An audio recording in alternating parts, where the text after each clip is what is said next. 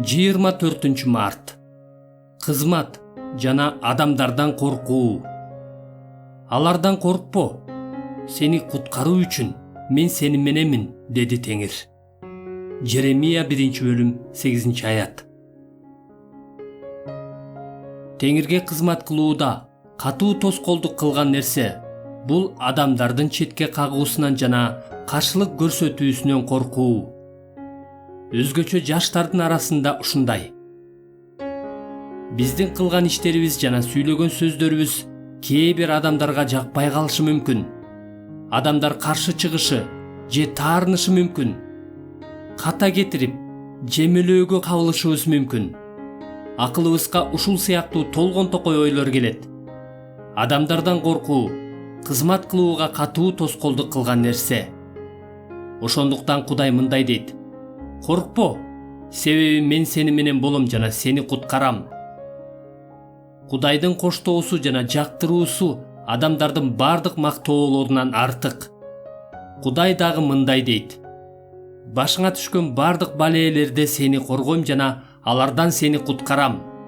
Аягында сен жеңип чыгасың, жеңиш ээси болооруң анык. Иса Машаякта бүгүнкү күндө да бизге ушундай эле убада берилет. Анткени Кудай өзү сени калтырбайм жана таштабайм деп айткан. Ошондуктан биз Теңир менин жардамчым, ошондуктан мен коркпойм. Адам мага эмне кыла алат деп чечкиндүүлүк менен айта алабыз. Еврейлер 13-бөлүм 5-6 аяттар. Бул жөнүндө эмне демекчибиз? Эгерде Кудай биз тарапта болсо, бизге ким каршы чыга алат? Римдиктер 8-бөлүм 31 аят. Кудай жаш Жеремияга ушундай деген: бүгүнкү күндө өзү кызматка чакырып жаткан адамдарга да жана башка баарыбызга ушундай дейт: жашмын дебе, же өтө карымын, же өтө эле мындаймын, тигиндеймин дебе. Жеремия 1-бөлүм 7-аят. Эмне үчүн?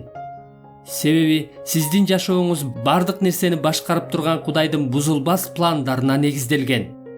Сиз улуу план үчүн тандалгансыз, ыйыкталгансыз, жаралгансыз жана майлангансыз. Себеби сиз кызмат кылганыңызда жана сүйлөгөнүңүздө өзүңүздүн бийлигиңиз менен эмес, Кудайдын бийлиги менен кызмат кыласыз жана сүйлөйсүз. Себеби бардык сыноолордо Кудай өзү сиз менен болот жана сизди куткарат.